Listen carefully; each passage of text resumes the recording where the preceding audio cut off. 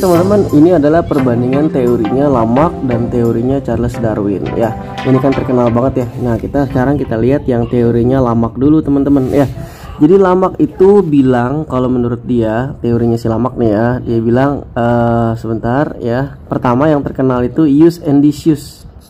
Use and disuse ya. Disuse, kalau salah nulis mohon maaf ya.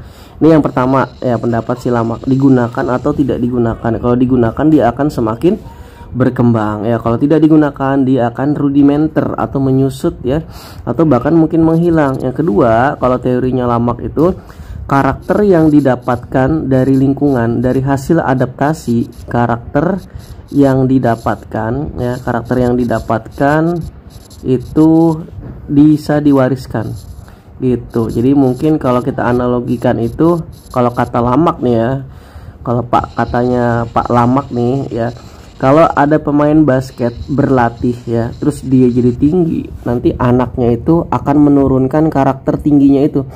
Jadi kalau ada binaraga, dia berlatih, berotot, maka anaknya nanti akan menurunkan langsung. Nah, itu kan tidak masuk akal sebenarnya ya. Makanya nanti ada pembantahan dari banyak ilmuwan. Nah, salah satu teori yang mungkin bisa menggugurkan, membantah adalah teorinya Darwin ya, teori seleksi alam ya. Oke, ini kalau kita lihat dari gambar di sini, ini cukup mewakili ya teman-teman ya.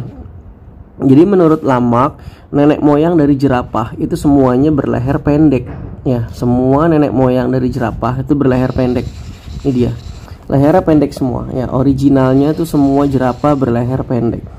Nah, karena makanannya tinggi-tinggi, dia harus sering berlatih. Jadi dia menarik stretching ya, stretching lehernya sampai akhirnya lehernya itu panjang kayak pemain basket gitu. Nah, terus jerapah yang sudah berlatih dan lehernya panjang itu katanya nanti kalau dia punya generasi baru, karena dia kawin, anaknya tuh sudah mewariskan. Jadi anaknya nggak perlu berlatih lagi. Kira-kira gambarannya begitu kalau menurut Lamarck. Nah, ini sebenarnya dibantah oleh banyak ilmuwan ya, seperti August Weismann ya kan, kalau teman-teman pernah dengar ya, namanya August Weismann, ada Van Helmont dan lain sebagainya kalau nggak salah ya, yang August Weismann yang terkenal ya. Sorry kalau salah nulis namanya ya, mohon maaf Pak Weismann ya kalau saya salah nulis namanya ya. Yang beliau dengan mencit ya, dengan tikus ya, dengan tikus mencit, tikus putih, dipotong ekornya, terus dikawinin kalau nggak salah sampai sekitar 21 generasi ya. Kalau saya ada yang salah tolong diralat ya teman-teman. Sampai 21 generasi ya, itu ternyata semuanya tetap punya ekor gitu ya. Jantan dipotong ekornya, betina dipotong ekornya, terus dikawinin, anaknya berekor semua. Nah, akhirnya kan bisa ngebantah tuh ya.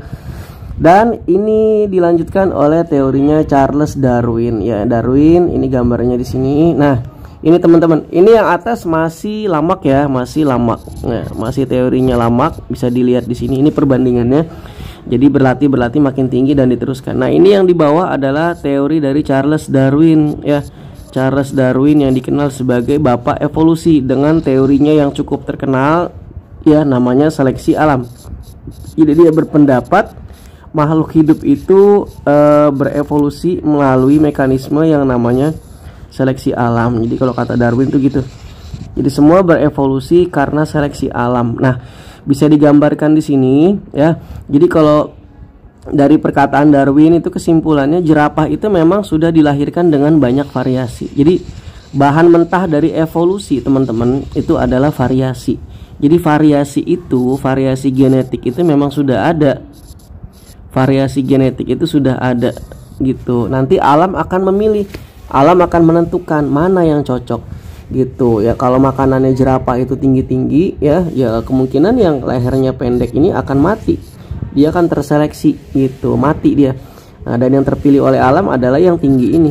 Nah, yang tinggi-tinggi ini nanti akan kawin, akan saling mengawini. Akhirnya jerapah yang bisa hidup sampai sekarang adalah jerapah yang berleher panjang. Nah, ini lebih masuk akal teorinya Darwin. Jadi kalau menurut Darwin, dulu manusia pun kemungkinan, misalnya di Indonesia mungkin dulu banyak variasi manusia ya, dari mulai kulitnya hitam, coklat, sawo matang ya.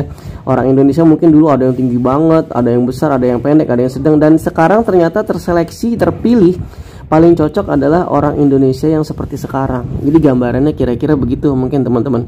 Penjelasan singkat tentang perbandingan teori J.B. Lamarck dan juga Charles Darwin. Oke, semoga bisa terbantu. Kalau ada yang mau tanya silahkan tulis di komen. Oke, terima kasih. Assalamualaikum.